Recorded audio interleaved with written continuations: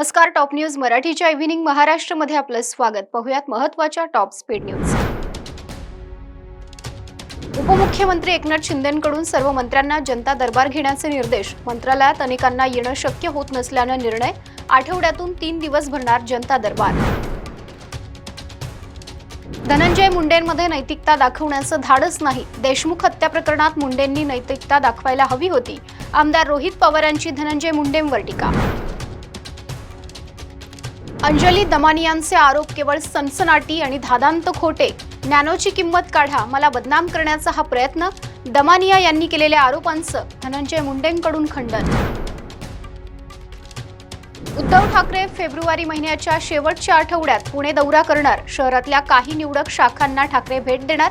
पदाधिकारी आणि शिवसैनिकांशीही साधणार संवाद. महापालिका निवडणुकीच्या पार्श्वभूमीवर उद्धव ठाकरेंचा आढावा. राज्यात गेल्या वर्षभरात 51,000 कोटींची फसवणूक. आर्थिक फसवणुकीची 2,19,047 प्रकरणं समोर. राज्य गृह विभागानं जाहीर केलेल्या आकडेवारीतून स्पष्टता.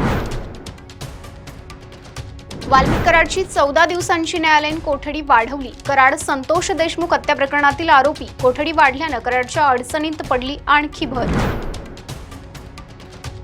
अभिनेता स्वप्नील जोशीनं घेतली चंद्रशेखर बावनकुळेंची भेट. भेटीचे फोटो सोशल मीडियावरती शेअरही केले.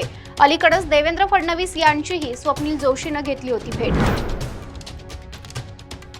दिल्लीच्या मुख्यमंत्री आतिशी मार्लेना यांच्या अडचणीत वाढ. सरकारी कामात अडथळा आणल्याप्रकरणी गुन्हा दाखल.